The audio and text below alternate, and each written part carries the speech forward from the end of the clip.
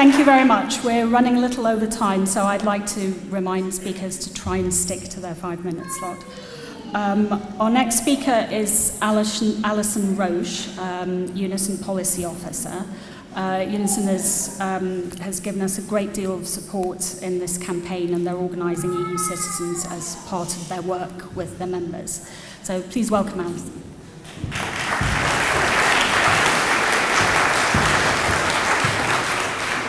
Yes, thank you. And I will be only 5 minutes. One, because I don't want to repeat some of the technical detail that Jane has explained so well.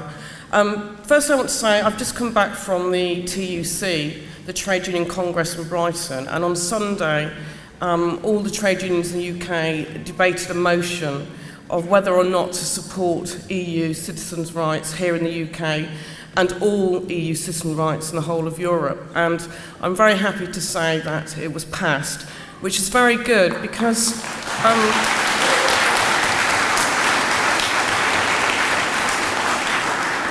Unison has largely led that campaign because we believe EU rights are not just a citizen right, but it's also about supporting our EU colleagues in the workplace. So Unison has 70,000 EU workers, and we feel we have a duty to support them, to negotiate with employers on their behalf, because talking to our members in health and social care particularly, we know that there are 55,000 in health as nurses, and there's over 90,000 in social care.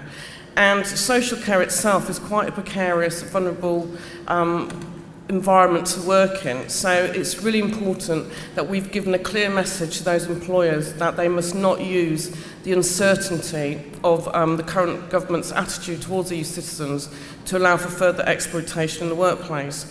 On saying that, we have found that our members are suffering from anxiety, low morale, and this again is not good work practice.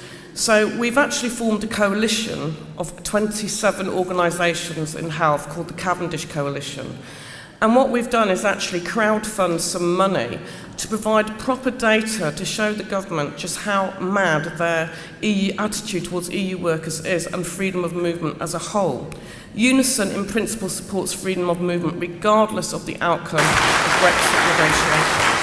And certainly we will be arguing along with the Cavendish Coalition that during any transition period, freedom of movement must remain for all EU citizens currently here. A cut-off date we have not yet even discussed. And we think that's very important, firstly because there's going to be a huge gap. We've already seen doctors saying they don't want to work in the UK. We've had nurses, applications were down 23% in England alone, largely also because the government has scrapped nurses' bursary grants. But what it shows us is that the NHS care will be on a cliff edge. And working yesterday with Paul Blumford's team, Paul's team collected a dossier to show the kind of bullying and the kind of anecdotal racism beginning to creep into workplaces. And what he provided, and we gave it to the BBC, was letters from employers saying, "Oh, I'm really sorry to say, but you're not a UK citizen at the moment. We're not recruiting EU workers." On grounds of discrimination, and these are not just European equality, and we have anti-racist legislation. They're also UK equality and anti-racist legislation. So it's really important that working with MPs like Paul to expose this and stop any xenophobia rising in the workplace, we all have a duty to do that. But the other issue is we've also joined a citizens' alliance called the Repeal Bill Alliance, which you will have seen they had the second reading on Monday. The important thing there is that the Cavendish Coalition has also highlighted, and we will be putting in amendments in the next couple of weeks, that the powers that will be given to the Home Office Minister, Secretary if you like, are actually incredible because EU citizen rights is not primary legislation. So simply, a minister, the Home Office, can decide exactly what and how they wish to change your rights with no parliamentary scrutiny at all. And I have raised this, and I will be working with the 3 million on the correct wording for these amendments, because these are inalienable rights that really should not be allowed for any minister to be able to change on a whim. The second thing, and I'll end on this, is what we don't understand about this government is that we had the leaked Home Office report, which has already been mentioned.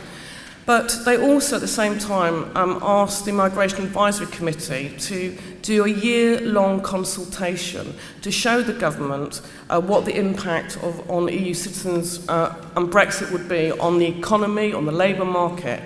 So why were they this summer doing a secret draft of their system when they have also commissioned proper research?